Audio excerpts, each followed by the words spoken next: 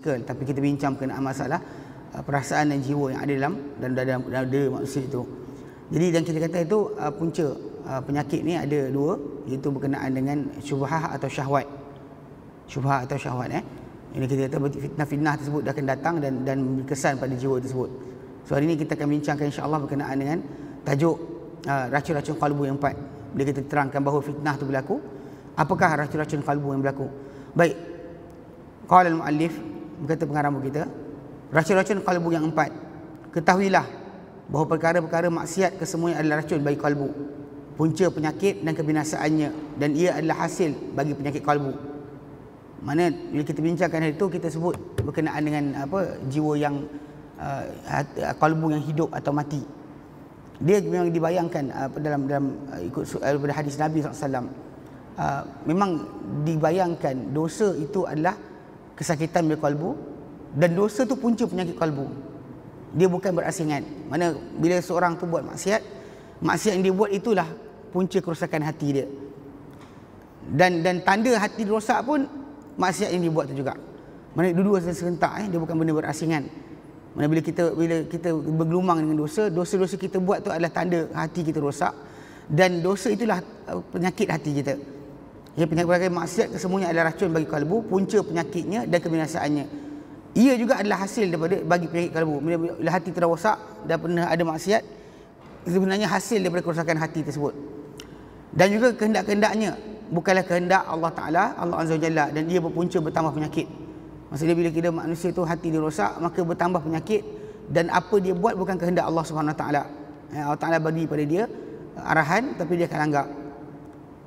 Berkata Ibnu Mubarak, Allah Mubarak, dia kata, aku melihat dosa-dosa mematikan sekalian hati, dan kadang-kala mendatangkan kehinaan ketagihannya. Meninggalkan dosa-dosa adalah kehidupan sekalian hati, dan lebih baik untuk dirimu menderhakai kalbu. Nah, aku lihat dosa-dosa mematikan sekalian hati. Aku lihat dosa-dosa mematikan sekalian hati, dan kadang-kala mendatangkan kehinaan ketagihannya. Meninggalkan dosa-dosa adalah kehidupan sekalian hati, dan lebih baik untuk dirimu menderhakainya, dan menderhakai hati. Dia jangan kita cuba ikut suara hati kita. Cuma kita pelik jugalah, memang ada sunnah manusia ni, dia suka nak jadikan suara hati dia betul. Dia macam ni. Idea ni kalau tuan-tuan ingat ketika Arkam dulu, kumpulan Arkam, dia ada satu lagu nasyid Arkam ni. Dia kata tentang hati kalau sudah bersih, pandangan yang menemui isi hijab. Hati bila sudah bersih, firasat yang tepat kehendak Allah. Jadi ada orang yang bayangkan bila hati dia dah bersih sangat, dia akan jadi lihat apa saja, dibuka hijab dan sebagainya. Kerana kita lupa, macam dia kata, mungkin kerana para anbiya ni hati mereka bersih sangat, maka mereka dapat semua kelebihan-kelebihan Allah Ta'ala berikan. Sedangkan kita lupa para anbiya dipilih oleh Allah Ta'ala bukan datang dengan usaha. Kenabian, kerasulan bukan benda usaha. Kita sekarang ni kadang-kadang kita ingat bahawa bila kita cuba jaga hati kita dosa, kita menantikan habuan. Nak tunggu tahu esok apa ada, lepas tu pergi kedai beli barang untung, tak pernah rugi, tak pernah sakit. Maksudnya kalau kita tahu kita pergi sana, kalau tu sakit, kita pergi tak jumpa orang tu, maka tak sakit. Kita rasakan bahawa gerak hati kita tu yang kita suka. Setengah-setengah orang gerak hati ni, dia ikutkan dalam masalah contoh macam silat. Ada separuh tu dalam masalah perubatan, dia ikut gerak hati.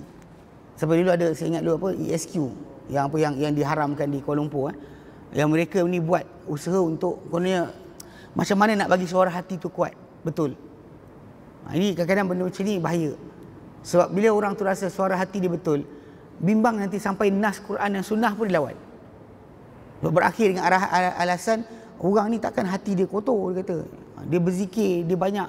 Dia lupa sebenarnya dalam masalah, macam kita terang dulu, bila orang tu nak baca Quran sekalipun, syaitan datang bukan lari. Syaitan bukan lari. Bila kita baca Quran, syaitan datang bukan lari. Sebab itu yang Allah sebut dalam Quran dan surah An-Nahlu ayat 98. Allah nyatakan fa idza qara'tal Quran, bila engkau baca, kamu nak membaca Quran, fasta'iz billahi minasyaitonir rajim. Mintalah perlindungan dengan Allah syaitan yang direjam. Minta perlindungan dengan Allah dan syaitan yang direjam. Maksudnya bila kita nak baca Quran, dia akan datang, bukan dia akan lari. Syaitan ni akan datang kacau kita. Mana kalau tuan-tuan berzikir pun, maksud dia akan pergi mana? Datang dekat lah. Dia akan datang cuba. Pasal zikir paling elok adalah Al-Quran. Tidak ada zikir mengatasi Al-Quran. Kalamullah, dia adalah zikir tertinggi. Kalau orang tu kata, tapi kan Nabi kata benda berkenaan tentang masalah ayatul kursi, dijaga daripada jin. Tapi bukan maksud dia dengan masalah takkan ada hasutan. Kalau kita solat kan, syaitan datang kacau kita. Dia suruh bayangkan ini, bayangkan ini. Time azan dia lari. Iqamah dia lari. Tapi ketika datang kita solat, dia akan datang. Imam kita baca Quran. Tapi dia akan datang kacau kita. Sebab bayangan sekarang yang daripada masyarakat ni, kita beramal sampai tu peringkat satu tahap kita mengatasi manusia biasa. Kita ada khas, orang-orang khas katanya. Yang mana kita kata kita punya amal tak sama macam orang biasa. Kadang-kadang kita lupa ketika kita rasa diri kita lebih mulia berbanding orang lain, ketika tu syaitan tengah kacau kita lah. Solat saya tak serupa solat dia. Sedekah saya lagi mahal dari sedekah dia. Baca Quran saya lain daripada orang lain. Solat haji saya buat tak sama. Jadi benda-benda macam ni kita kata sebenarnya yang sering dilupakan. So masalah asas bila Allah bin Barak dia kata apa? Yang lebih baik untuk kita canggahi hati kita, bukannya kita ikut hati kita. Sebab hati kita ni kita tahu bahawa kadang-kadang datang bisikan daripada syaitan, bukan daripada Allah Ta'ala semata-mata. Dan jangan kita sangka bila kita berzikir banyak, hati kita ni takkan ada syaitan masuk. Kadang-kadang Allah Ta'ala jadikan kita ni semua ada qarin yang akan membisik kepada kita keburukan-keburukan berterusan. Sentiasa dia akan datang. Hatta Nabi pun ada qarin, cuma qarin Nabi SAW macam dalam Sahih Muslim. Bila para sahabat tanya berkenaan dengan perkara tersebut, Nabi kata, aku pun ada, melainkan Allah Ta'ala bantu aku mengatasi qarin aku, maka dia masuk Islam dan dia tak suruh aku kecuali kebaikan saja. Adapun kita yang lain ni, kita anggaplah qarin kita kafir. Dan Nabi punya khas untuk baginda SAW, maka qarin ni masuk Islam. Qarin kita yang jin memang confirm masih kafir. Sebab tu tak ada siapa boleh rasakan diri dia lepas zikir yang banyak, dia telah sampai tahap tak ada suara hati dia salah. Ini kena jaga-jaga. Pasal kadang-kadang ada orang tu macam saya sebutlah, Arkam ketika mana dia bergerak, atau kebanyakan kumpulan sufi, dia rasakan bila kita berzikir banyak, hati kita dah bersih. Sebelum hati bersih, semuanya firasat tepat kehendak Allah. Kena pasti takkan ada syaitan. Contoh dia selawat sebelum tidur, tiba-tiba nampak orang dalam tidur dia. Seorang berjanggut, berjubah. Dia pun ingat itu Nabi. Alasan takkanlah syaitan yang datang. Soalan tu macam soalan dia confidence dengan amal dia buat, sampai kan takkan syaitan datang kacau dia. Ini masalah. Kena jaga-jaga. Sebab memang dalam masyarakat Islam kita di Malaysia ni, suka ikut suara hati tu banyak. Jadi nak keluar rasa gerak tak sedap. Lepas tu memang betul, lepas tu memang ada jam lah, ada ribut lah, terus dia macam hati abang betul, awak yang tak ikut hati saya. Itu masalah. Sebab dia start dia rasakan hati dia betul tu, masalah. Sebab dia macam dah ada fahaman bahawa dia takkan silap, takkan salah. Tu yang kita kata akhirnya nanti dia akan lawan nas. Lepas tu Quran dan hadis datang tak guna untuk orang macam ni.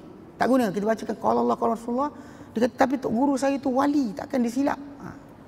Pasal pentakdisan berlaku lepas orang tu percaya suara hati seorang tu tak ada daripada syaitan.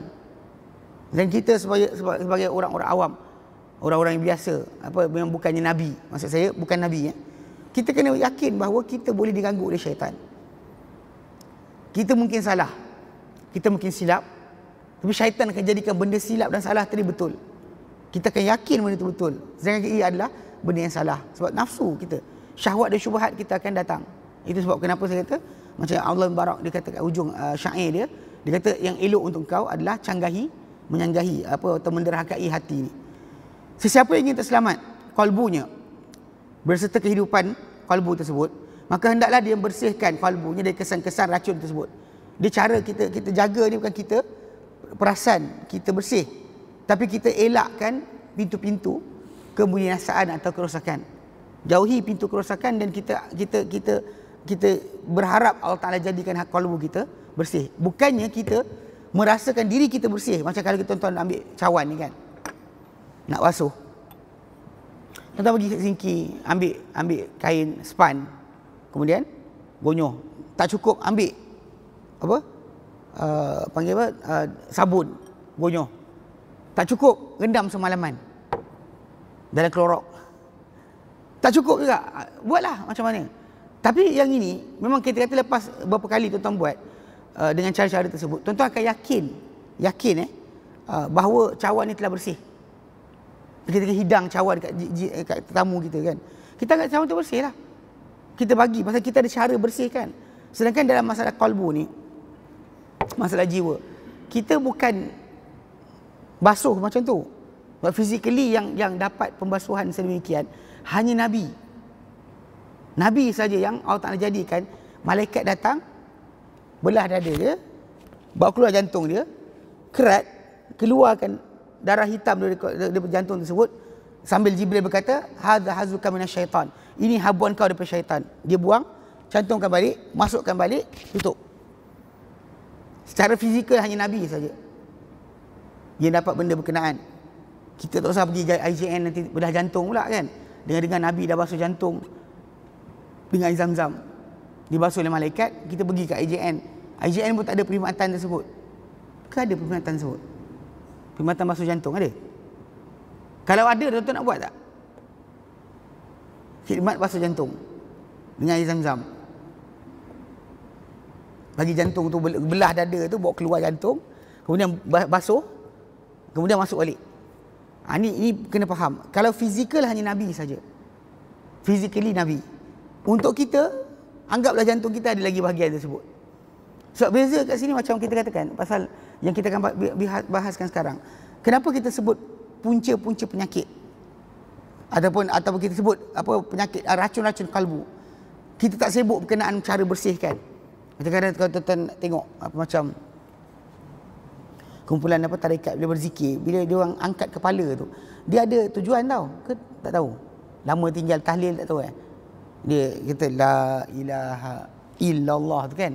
Dia sebenarnya dia orang bayangkan la dekat pusat, ilaha illa Allah. Tu yang goyang kepala tu. La ilaha illallah. Dia maksud kalimah Allah tu dia hentakkan ke jantung. Ini pasal ini kaedah tarekat sufi. Tuan tengok goyang tu, ada goyang, ada sebab goyang tu.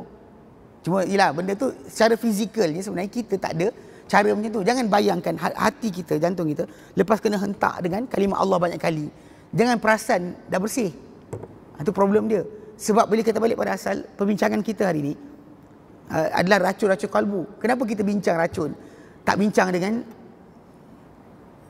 cara nak gelodak ni, dengan cakap kaedah tadi kan, illallah kan, macam nak rasakan supaya jantung kita kena kalimah Allah.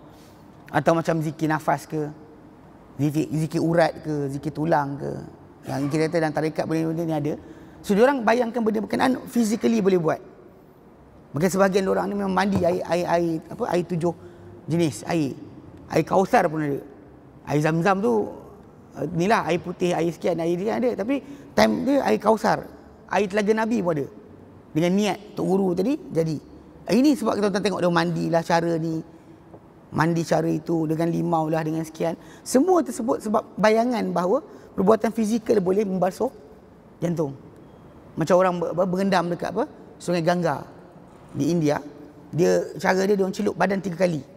Dia pegang rantai, benam kepala dalam air itu 1, lepas tu bangun, angkat kepala, benam kali kedua, angkat kepala, benam kali 3, bersih, habis. Kita sekarang bukan bincang macam tu. Sebab kalbu kita ni kita berharap dibersihkan, disucikan dengan perbuatan kita menjaga daripada penyakit, bukan dengan kita boleh bersihkan dengan hati kita sendiri. Sebab banyak yang kita katakan yang bisikan syaitan ni akan menguasai kita dan kita nampak benda baik tu buruk, benda buruk tu baik. Maka kita akan rasakan benda yang batil itu hak tu batil. Itu benda bahaya. Yang bid'ah tu sunnah, sunnah itu bid'ah. Itu akan berjalan dalam hati kita. Sebab kita tak perasan bisikan mana daripada syaitan, bisikan mana daripada malaikat.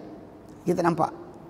Sebab tu kadang kita lihat manusia ni akan berdegil, berkeras dan sebagainya, sebab dia tak sedar diri dia boleh kuasai oleh syaitan. Baik, dia kata kat sini,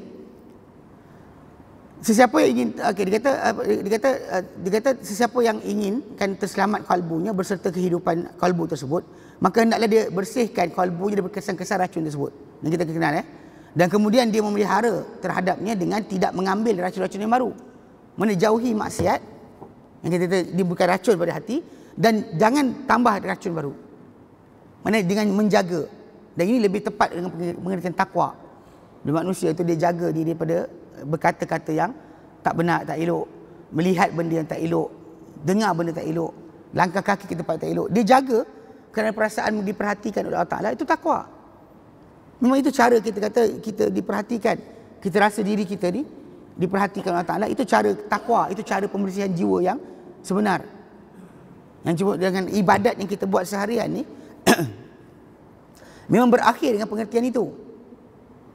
Sebab kita nak rasa Allah Ta'ala rasa diperhatikan oleh Allah Ta'ala sentiasa. Allah Ta'ala, kita bertakut Allah Ta'ala dengan ghaib, bukan dengan nampak. Pasal Allah Ta'ala sebut dalam Quran dan surah Al-Mulk. Allah Ta'ala katakan, innal ladzina yakhshawna rabbahum bil ghaib lahum maghfiratun wa ajrun kabir. Ini orang yang takutkan Tuhan mereka dengan ghaib, bukan dengan nampak. Untuk mereka ada keampunan dan juga ganjaran yang besar. Dan bahkan Allah Ta'ala sebut dalam Quran dan surah Yasin berkenaan dengan tajuk Quran ini petunjuk atau diperingatkan dengannya siapa. Allah Ta'ala kata innama tunzir man taba'adz dzikra. Engkau hai Muhammad hanya peringatkan siapa-siapa ikut akan peringatan. Wa khasyiyar rahmana bil ghaib. Dan takutkan Tuhan yang penyayang dengan ghaib, bukan dengan nampak. So kerana dengan ghaib tadilah diberikan kita amal ibadat.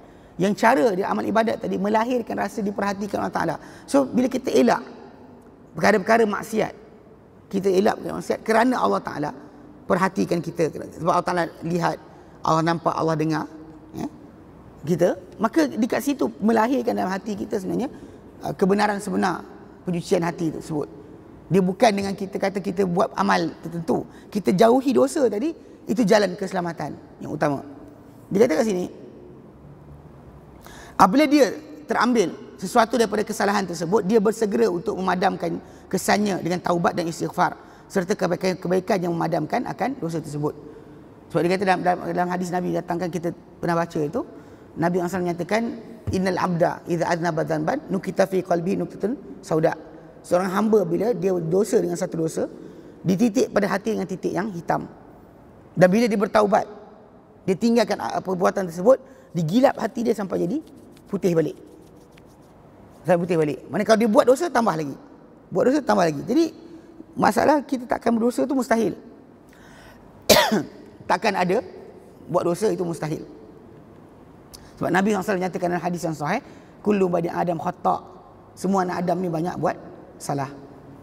Wa khairu khata', dan sebaik-baik orang banyak buat salah ni adalah at-tawwab, yang paling banyak bertaubat. So, memang kita akan boleh jadi tak buat salah. Hatta para sahabat Nabi SAW faham pengertian tersebut. Hatta bila mana turun saja ayat Quran surah Al-An'am ayat 82, bila diorang dengar ayat tersebut, diorang datang jumpa Nabi melutut, kata kami tak mampu ayat ni. Yang dia kata siapa dengan kami yang tak berdosa. Ayat tersebut berbunyi a'udzubillahi minasyaitonirrajim. Alladzina amanu wa lam yalbisu imanahum bidzulm ulaika lahumul amn. Orang yang beriman dan tak campur iman mereka dengan kezaliman, mereka itulah untuk mereka ni keamanan. Maksudnya orang yang tak campur iman dengan kezaliman, mereka lah orang-orang yang akan ada keamanan hari kiamat nanti. So para sahabat jumpa Nabi, tapi diorang faham zalim tu, diorang faham dengan pengertian yang lebih general, lebih luas. Dimaksudkan dengan dosa. Siapa di kalangan kami yang tak berdosa? So diorang faham kalimah zalim tadi dengan dosa, walaupun salah. Sebab tafsir dalam hadis Bukhari dan Muslim datang, Nabi jelaskan pengertian ayat tersebut bukannya orang-orang yang campur iman dengan kezaliman ini dengan dosa. Sebab para sahabat Nabi tanya Nabi, siapa di kalangan kami yang tak berdosa? Tu jelas diorang faham ayat tu, orang-orang yang beriman dan tak campur iman mereka dengan dosa. Tapi Nabi betulkan, Nabi kata bukan macam kamu maksudkan. Kamu tak dengar kata-kata hamba Allah Ta'ala yang soleh, itu Luqman kepada anaknya. Dia dinasihatkan anaknya, ayat 13 surah Luqman, ya bunayya la tusyrik billah wahai anakku, yang kamu sekutukan dengan Allah Ta'ala, buat penyekutuan terhadap Allah Ta'ala.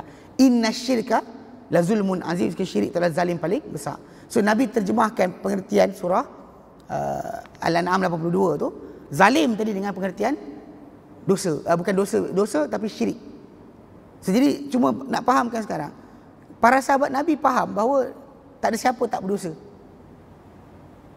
Wa ayyuna la yuzlimu nafsah. So pengertian bahawa tak berdosa tu mustahil. Para sahabat Nabi yang Nabi didik, yang ajar mereka faham bahawa daripada masalah ni manusia tak ada siapa yang tak berdosa. Nabi maksum, diampunkan dosa dahulu dan akan datang. Kita tidak, sentiasa akan dosa. Cuma masalahnya, apakah cara kita baiki keadaan kita? Tiap kali kita bersalah, baiki dengan cara kita bertaubat. Tinggalkan perbuatan tersebut, jangan tangguh-tangguh. Bertangguh-tangguh dalam bertaubat ni ada benda bahaya. Seorang tu akan diberikan angan-angan oleh syaitan. Masa cukup lagi, masa masih panjang, awak masih muda. Dah tua dah pun sebenarnya, tapi rasa muda. Awak masih muda, malam masih panjang. Kadang penangguhan solat contohnya. Orang sebut tangguh solat sebab syaitan kata masa masih ada. Sempat lagi. Masa masih ada, sempat lagi. Yalah sekali tengok dah nak habis waktu. So kadang-kadang permainan syaitan ni, dia dah mengangan-angankan seorang tu sangat dahsyat. Sebab tu bila antara benda yang paling dia berjaya adalah masalah tangguh taubat. Tangguh taubat. Mana taubat kita daripada dosa-dosa ditangguh-tangguhkan. Kita tahu kita berdosa tapi kita tak nak bertaubat. Tak minta ampun Allah Ta'ala di atas dosa tersebut. Ini sangat bahaya. Sebab bila kita tak bertaubat, maka takkan digilap hati kita. Sebab kita kena bertaubat dahulu baru hati kita dibersihkan daripada dosa tersebut. Yang makan lebih-lebih lagi zaman kita sekarang ni. Kan bila kita guna bahasa Arab saja, kadang kurang kesan pada jiwa kita. Contoh macam saya dulu pernah seorang hamba Ta'ala dekat Putrajaya. Dia kata dia bangun solat malam dan sebagainya, tapi air mata tak mengalir. Dia kata keras sangat ke hati dia. Kenapa tak mengalir air mata? Saya tanya dengan dia, abang minta ampun pakai bahasa apa? Dia kata istighfar lah. Bahasa apa saya kata? Bahasa Arab lah. Dia sebut astaghfirullahalazim, astaghfirullahalazim. Dia boleh cakap dengan bahasa Arab, hati dia tak faham, tak mengalir air mata. Memang betul takkan mengalir air mata. Kita tak faham dia cakap apa. Kalau kita tahu dalam bahasa kita lebih khusyuk, lebih sedar, maka kita cakap bahasa kita, ya Allah ampunkan aku, ya Allah maafkan aku, ya Allah aku bersalah, ya Allah ampunkan aku. Kalau kita ulang kalimah ni banyak kali, mengalir air mata kita. Tak perlu datang padam lampu, panggil zikir munajat tak payah, tak perlu. Sorang-sorang kita akan mengalir air mata. Tapi kerana kadang-kadang lafaz istighfar tadi kan dalam bahasa Arab dengan Sayyidul Istighfar sekalipun, yang Nabi kata baca 3 kali, baca waktu pagi, mati siang ni, maka Allah Ta'ala akan, dia pasti masuk syurga.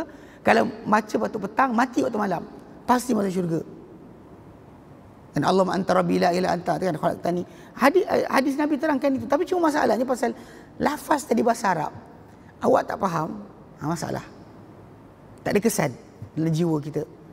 Banyak di kalangan kita ni kadang bila bab istighfar, kita bertaubat, wajib untuk hilangkan dosa yang menjadi titik hitam pada hati kita. Tapi problem dia adalah kita sering gunakan bahasa kita tak faham. Minta ampun dalam bahasa yang kita tak faham. So hati kita, dia tak follow. Dia akan beza, sibuk fikir benda lain. Astagfirullah, astagfirullah kan. Dia akan sibuk kejap lagi nak makan apa, sarapan pagi ni. Besok nanti kejap lagi nak pergi pasar, nak beli apa. Dia hilang. Sebab kita cakap bahasa kita. Saya bukan suruh tukar syariat Islam kepada bahasa Melayu semua.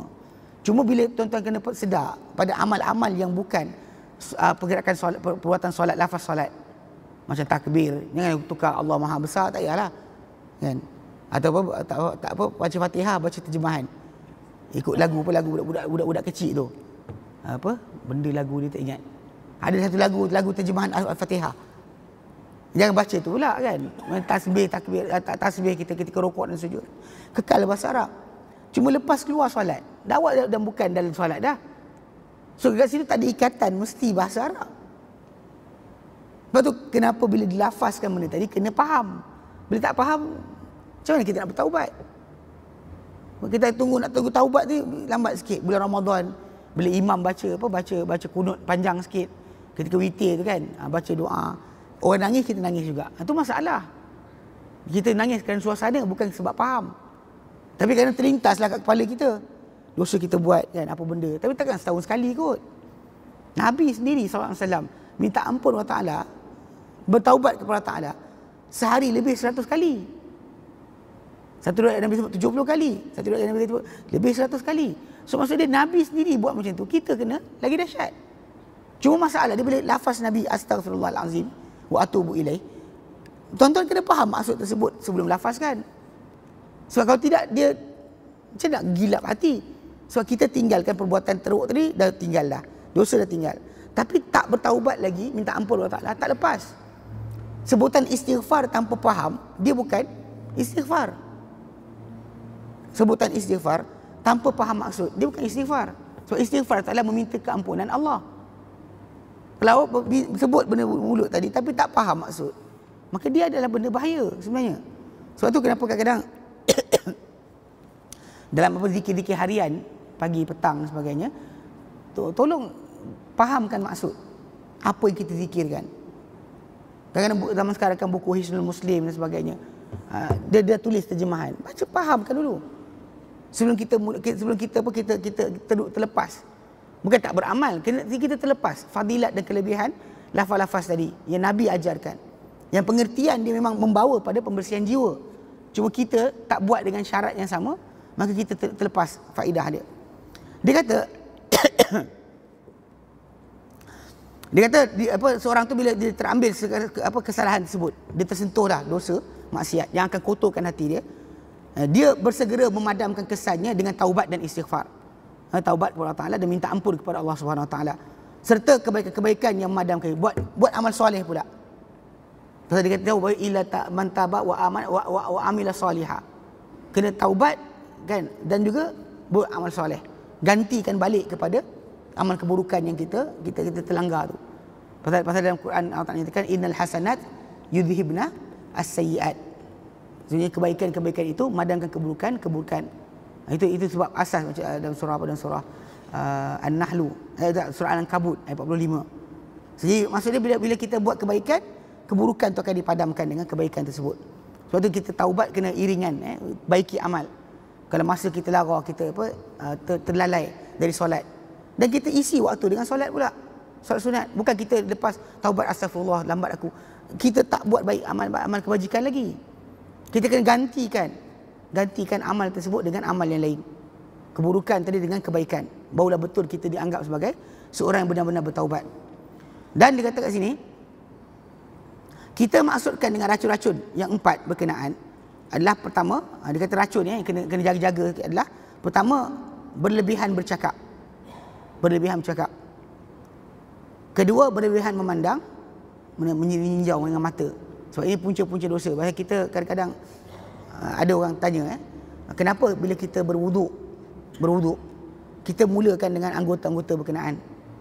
Kita kentut kat punggung, kita basuh muka sebab apa?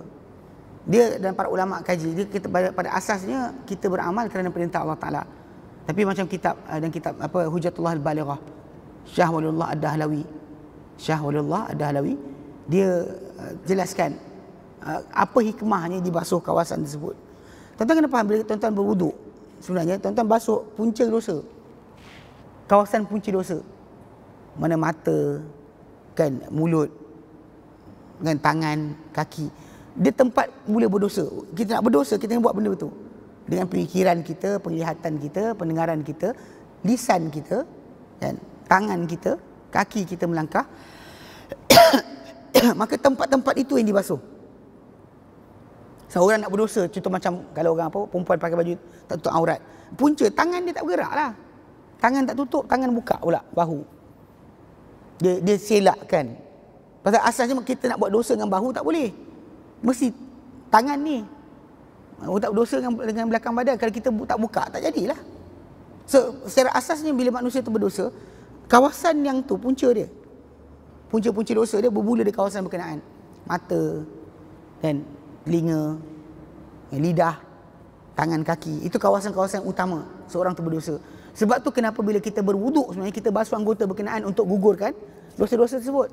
Sebab kita tak berdosa dengan tengkuk, tak berdosa dengan perut. Tahu? Sebab mulut yang kena makan, mulut kena cakap. Perut kita macam itulah. kan, kecuali orang tu buka perut. dia apa, pakai baju buka perut. Itu dosa, tapi dosa tangan lah. Tak menutup melangkah kaki ke tempat maksiat. Kaki kena langkah. Sebab tu kenapa kita basuh anggota-anggota berkenaan. Insya-Allah dia kata, para ulama dia kata ya, kita buat benda ni kerana Allah Taala perintahkan. Wuduk tu kita buat kerana Allah Taala perintahkan dalam surah Al-Maidah ayat ke-6. Ya ayyuhallazina amanu, hei orang beriman, idza qumtum ila shalah, bila kamu bangun nak dirikan solat, faghsilu wujuhakum, basuhlah wajah kamu. Yang wajah tadi ada mata kat situ, ada mulut kat situ. Kan, hidung kita. Wa aydiyakum ilal marafiq, basuh tangan ke siku. Wa amsawi rusukum, sapulah pada kepala kamu. Ini kepala tempat berfikir kita. Wa arjulakum, dan kaki kamu basuh sampai ke buku lali. So basically kita perhatikan tempat basuh tadi Allah Taala perintahkan. Tapi kenapa dibasuh? Sebab itu tempat punca dosa. Jadi pengarang buku kita bila dia bincang tentang tajuk ni, dia bincang berkenaan dengan racun-racun kalbu ni, dia kaitkan dengan masalah punca-punca dosa. So dia kata pertama, berlebihan bercakap. Kemudian kedua, berlebihan memandang. Berlebihan memandang, kurang menundukkan pandangan. So bila kita lihat dalam Quran Karim, Allah Taala sebut tentang perkara ayat 30 surah An-Nur. Allah Taala katakan qul lil mu'minin, katakan hai Muhammad kepada orang lelaki beriman, yaghuddu min absarihim, hendak mereka tundukkan pandangan mereka.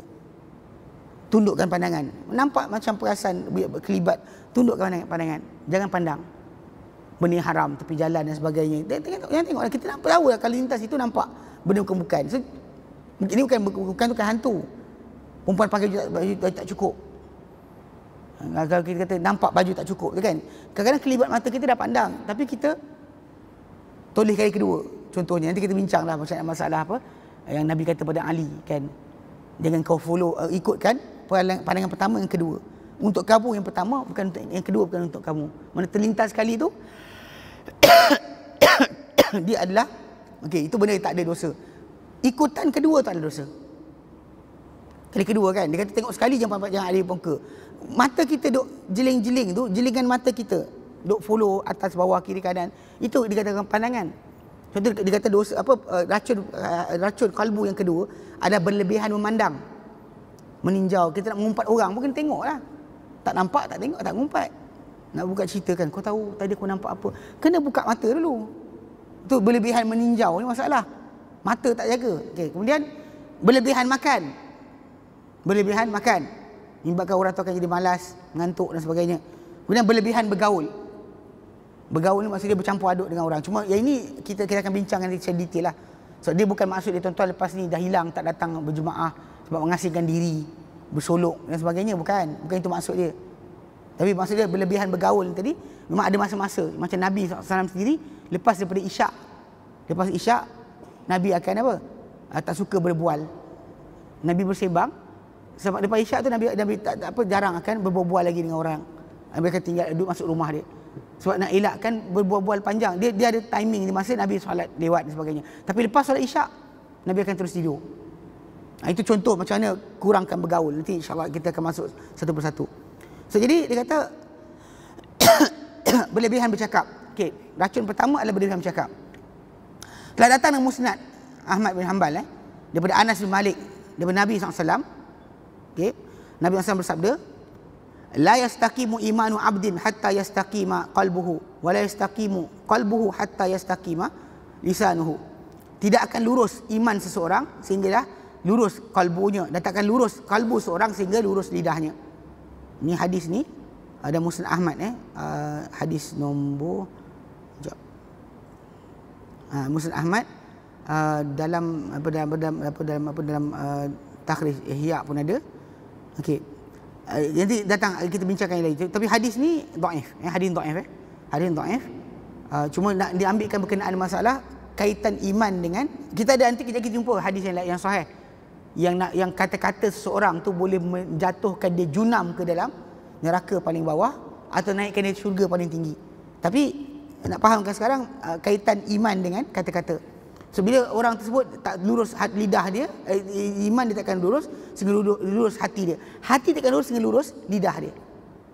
Pasal itu kenapa dalam konteks ni bila kita lihat dalam Al-Quran Karim dilarang kita ni mengatakan benda kita tak buat. Dalam surah As-Saff, kan, Allah katakan kabura maqtan indallah an taqulu ma la taf'alun. Besar kemurkaan Allah Taala kamu kata benda kamu tak buat. Benda kamu tak nak buat tapi mulut kamu cakap. Sebab kena pastikan mulut kita dengan hati kita seiring. Kalau tidak kita diam. Yang kita bercakap-cakap benda yang kita akan buat. Walaupun teguran Allah Taala kepada para sahabat berkaitan dengan tajuk jihad. Sebab dia orang pernah dahulu satu peringkat sebelum jihad difardukan, para sahabat ada yang separuh tu kata kalaulah sekian aku akan perang, kalau sekian aku akan perang.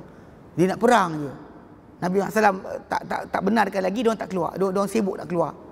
Tapi berakhir dengan macam kita sebutkan, bila turun perintah Allah Taala, banyak yang lari, banyak berundur. Yang berundur tadi kita kata yang hati mereka masih goyang lah. Ada para sahabat yang ke depan macam Abu Bakar, Umar, Osman, Ali, Abdurrahman bin Auf. Mereka ni golongan yang ke depan. Dia tak pernah berundur. Cuma Allah Taala tujukan kepada orang beriman secara umumnya, memang dalam kalangan mereka lah.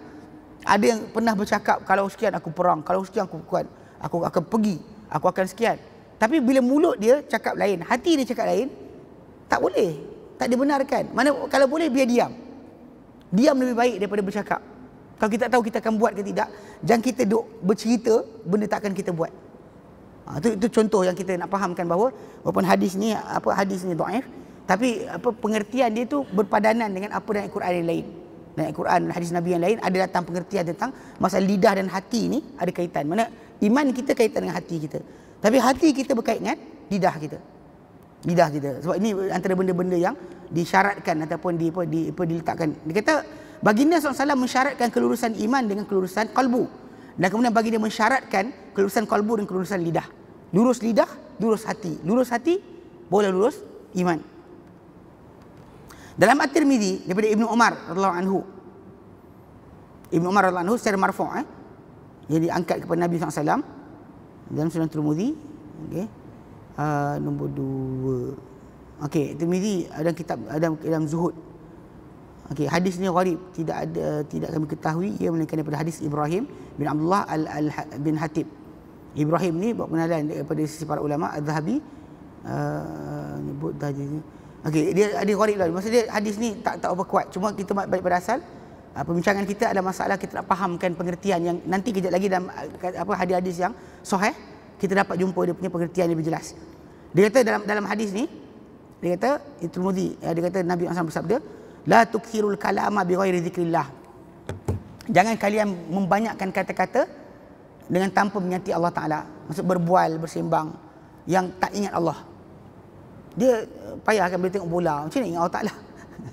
Tengok bola, sembang pasal kereta ke, pasal sekian ke, hobi mancing.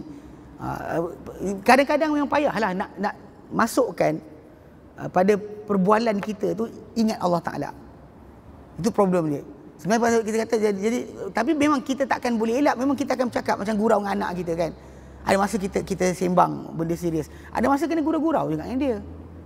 Dengan isteri dan dengan suami. Mana seorang manusia tu dia ada hidupan dia, memang dia mesti ada lahu. Hiburan. Memang tak boleh elak. Sebab tu bila sahabat Nabi SAW, Hanzalah nama dia datang jumpa Abu Bakar, jumpa dia. Macam mana engkau hari ni? Dia kata, ya Abu Bakar, wahai Abu Bakar, dia kata, kita ni bila kita duduk depan Nabi cerita tentang syurga neraka, kita macam nampak syurga neraka depan kita. Lalu hati kita tadi takut. Bila balik rumah, kita gurau dengan anak, gurau dengan isteri dan sebagainya, perasaan tu hilang. Lepas tu besok jumpa Nabi cerita lagi, rasa takut balik. So dia ingatkan, dia kata kalau macam tu aku telah munafik, wahai Abu Bakar. Kan, nafaqah Hanzalah, munafik dah Hanzalah. Gitu. Sebab kejap iman tinggi, kejap tak ada rasa. Jadi Abu Bakar kata kalau engkau macam tu, aku macam tu juga. Mari jumpa Nabi. Jumpa Nabi. Dia ceritakan apa berlaku pada diri dia. Nabi kata kalau engkau, Nabi kata, berterusan mengatakan Allah Ta'ala tak putus-putus langsung, nescaya malaikat datang salam kau. Tepi jalan, malaikat datang salam. Engkau duduk atas katil, malaikat datang salam. Tapi bukan macam tu. Nabi kata pada dia, bukan macam tu. Sa'atan, kadang begini, kadang begini. Mana kadang ingat, kadang lupa. Mana tak mengapa, benda tu betul. Perasaan diri kita ada gurau, ada sekian, ada hiburan. Tak boleh kita kata, tak boleh. Memang ada. Katakan buat dengan suami isteri, semua Al-Quran je. Bila jumpa je, bang, auzubillah minasyaitonirrajim, bismillahirrahmanirrahim. Macam mana bergurau dengan isteri ni tu? Bini pula macam tu juga. Bila jumpa suami, auzubillah minasyaitonirrajim. Mana boleh? Kena ada kehidupan tu, ada gurauan. Cuma masalah banyak sangat tak boleh. Pasal benda ni tadi, gurauan yang melampau tadi, yang ini maksudkan dengan jangan banyakkan berkata-kata dengan apa? Melupakan Allah Ta'ala. Kita kena ingat pasal hidup kita ni, depan kita gurau dengan anak kita. Anak kita pinjaman Allah Ta'ala. Kita ingat dia ni takkan kekal bersama kita. Mungkin kita pergi dulu atau dia pergi dulu. Tapi banyak orang dia lupa. Bila dia ada nikmat, dia lupa kan pemberi nikmat. Sibuk dengan nikmat tu je, pandang nikmat, lupa pemberi nikmat. Ini kena jaga. Sebab tu dia katakan jangan banyakkan kata-kata dengan tanpa mengingati Allah Ta'ala. Fa inna kathatal kalam bi ghairi dzikrillah qaswatun lil qalbi. Kerana banyak berkata-kata dengan tanpa ingat Allah Ta'ala adalah kekerasan bagi hati. Wa inna ab'adan nasi minallahi al-qalbul qasi. Sehingga hamba yang paling jauh dari Allah Ta'ala adalah hamba yang hati dia keras. Hati dia keras. Macam ni maka kita lihat dalam hadis Nabi SAW kan, Nabi kata inama yarhamullah min ibadihi ar-ruhama. Allah Ta'ala hanya belas kasihan hamba-hambanya, ada belas kasihan. Ini maksud dia hati lembut. Macam Nabi SAW ketika mana pernah cucu dia nazak dekat atas pangkuan dia. Yang jelasnya daripada riwayat yang datang, dia ada anak kepada Asma. Anak kepada Zainab. Itu Umamah binti Abil As kan. Bila dia dokong tu, budak tu tengah nazak. Nafas 1 2 naik turun. Tiba-tiba bila putus nafas budak tersebut, Nabi mengalir air mata. Bila mengalir air mata Nabi SAW, para sahabat kata, "Ya Rasulullah, apa ni? Apa ni? Mengalir air mata ni apa ni?" Dia cakap itu. Bila pasal balik pada asal, Nabi ajar mereka untuk redha dengan qadar. Redha dengan qadar. Tapi bila mengalir air mata Nabi SAW, diorang kata macam, tak redha ke? Ya, logiknya kita takkan buat kenduri. Contoh macam katakanlah kita ada berlaku kes hari tu yang bomba lemas. Kita tahu pada masalah bila mati lemas adalah syahid.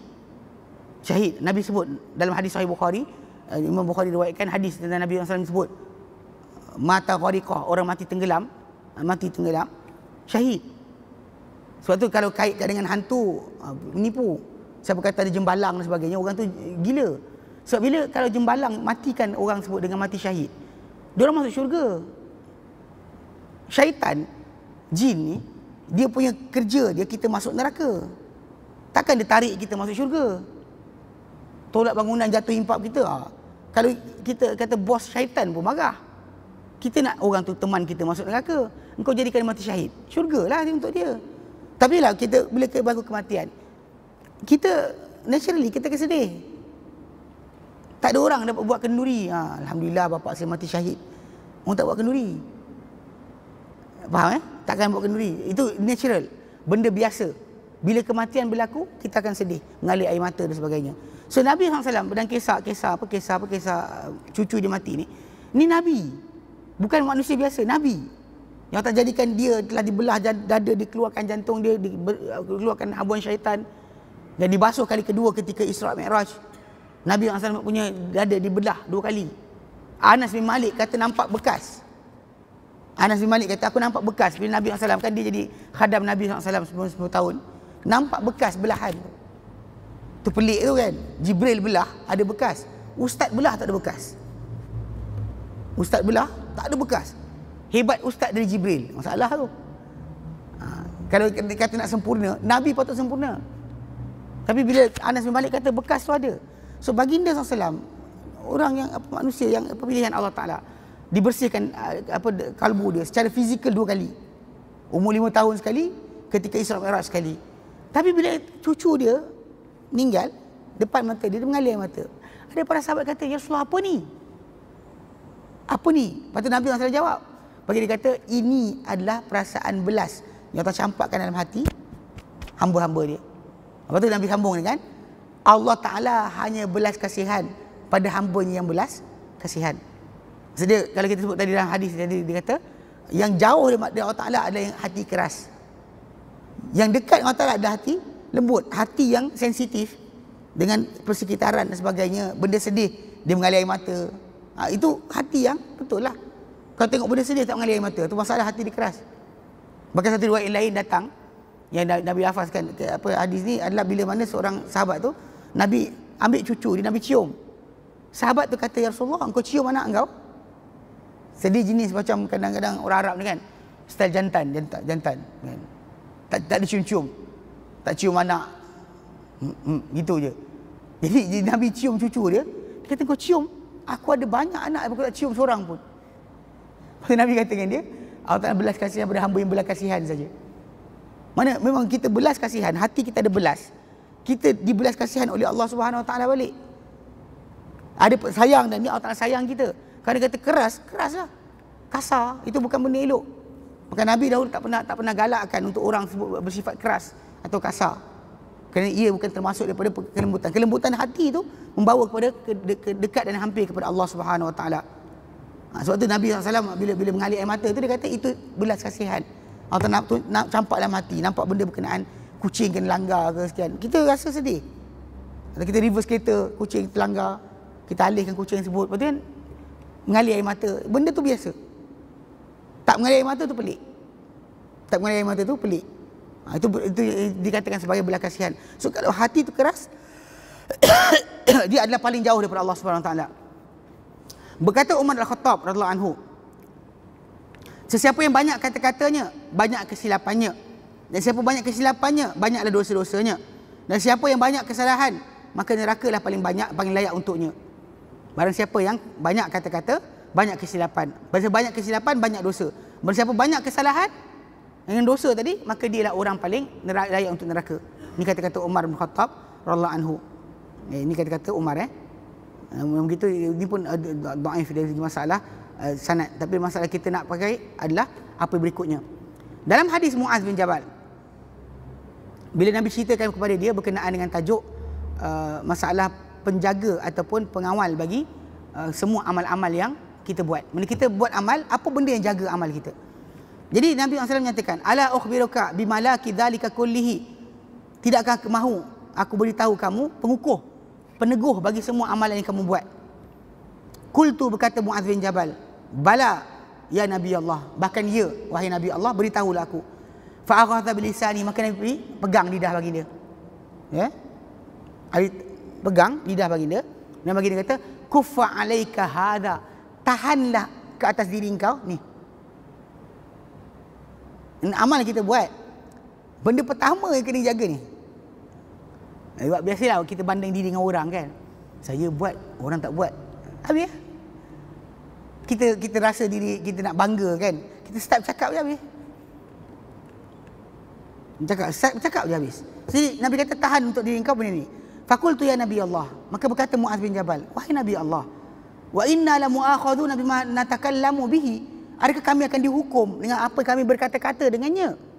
Kita kan cakap pun kena, kalau kita pukul orang, curi harta orang, nampak fizikal dia, kita akan cakap pun kena hukum. Kata Muaz bin Jabal kepada Nabi SAW. Maka Nabi kata apa? Sakulat ka ummak. Mana mak kau kehilangan engkau. Mak kau kehilangan engkau. Ni cara Nabi nak sergah. Bukan Nabi doakan dia. Teruk, macam kita kata teruknya engkau. Macam tu ayat kita biasa keluar. Teruknya. Kalau belah utara hang teruknya hang. Maksud dia baru Nabi terangkan. Nabi cakap sakilat ka ummak. Mana mak kau hilang kau. Ya Muaz, wahai Muaz. Wahal yakubbu an-nasa fi nari ala wujuhim aw ala manakhirihim illa hasaidu alsinatahum. Dia kata adakah tidak menjunamkan, menyembamkan manusia ke dalam neraka pada wajah mereka atau di atas manakhirihim, di atas wajah mereka ataupun muka dia, wajah dia atau hidung mereka. Maksudnya menyembamkan, bukankah adakah tidak menyembamkan, jatuhkan manusia ke dalam neraka pada wajahnya dan juga hidung dia? Kalau bukan, dia kata illa hasaidu alsinatihim. Kalau bukan hasil tuaian lidah mereka. Mana apa lidah dilafazkan, itu benda yang menyebabkan dia terjunam dalam neraka. Jadi dia kata hasil tuaian lidah, balasan serta hukuman kata-kata yang haram. Kerana orang-orang yang seorang manusia ni sebenarnya akan menanam dengan kata-kata dan perbuatan dia kebaikan dan keburukan. So bila kita bercakap, kita buat apa kita buat, kita tuai akhirat nanti. Cakap baik sini, tuai sana. Kita tolong orang sini, tuai sana. Jangan tuai dunia. Banyak orang kadang nak tuai dunia. Dia tolong orang, dah tolong orang tak dapat apa pun, dia pandang. Dah sedekah tak dapat apa pun, dia lupa sebenarnya tuaian sebenar hari akhirat. So lisan manusia ni bila dia buat apa yang dia buat, Nabi kata, bukankah menjunamkan manusia ke dalam neraka kalau bukan hasil tuaian lidah dia. Mana apa lidah dia duk tanam-tanam sekarang, dia tuai balik ke akhirat nanti. So sebenarnya memang kita kata perbuatan amal kita tolong orang sebagainya, kita tuai akhirat, bukan tuai dunia. Dunia kalau ada tu bonus tambahan. Kalau tak ada dapat apa benda kelebihan kat dunia, walaupun buat baik dengan banyaknya, jangan rasa gundah gulana, sebab anda sebenarnya nak tuai kat sana, bukan tuai sini. Ya. Dan dia kata apa? Dia kata kemudian dia akan menuai pada hari kiamat apa yang dia telah tanam. Maka siapa yang menanam kebaikan dari perkataan atau perbuatan, dia akan menuai kemuliaan. Dan siapa yang menanam kejahatan daripada perkataan atau perbuatan, dia akan menuai penyesalan. So menyesal ke kita kat sana, gembira kita kat sana, hasil tuaian lidah kita dan perbuatan kita. Sebab tu Nabi SAW peringatkan, dan hadis-hadis sahih datang yang tadi hadis sahih. Nabi kata, bukankah menjunamkan orang ke dalam neraka, tidak akan menjunamkan orang neraka kecuali apa tuaian lidah dan juga lidah ataupun kata-kata dia. Sebab tu kenapa seorang tu manusia tu kena jaga masalah lisan dia. So insya-Allah kita akan sambung lagi nanti pada bulan akan datang. Insya-Allah kalau kita ada rezeki berjumpa, kita akan bincangkan lagi berkenaan dengan hadis-hadis yang datang tentang masalah bahaya lidah ni. Bahaya lidah. Dia kitab Ihya Ulumuddin Imam Ghazali, dia ada letak bukan afatul lisan. Bahaya lidah lah. Bahaya lidah. Apa bahaya lidah tersebut? Jadi Ibn Qayyim Al-Jauziyah pun ada sebut, kitab Imam Ibn Al-Hambali pun ada sebut berkenaan masalah lidah ni. Jadi di antara benda yang panjang sebenarnya. Tajuk bincangan lidah ni benda sangat panjang. Nak rosak amal kita, lidah kita cakap lah. Nak ungkit. Kan kita bagi orang barang, kita sedekah, kita ungkit. Lidah kita lah. Batal sampai amal. Batal habis amal. Kita dah amal, kita riak, kita menunjuk. Aku buat tadi, habis. Ini benda-benda yang insya-Allah kita akan sambung lagi pada masa akan datang. Baik. Wallahu a'lam. Wa sallallahu ala sayyidina Muhammad sallallahu alhamdulillahirabbil alamin. Insya Allah anta astaghfiruka wa atubu ilaik. Assalamualaikum warahmatullahi wabarakatuh.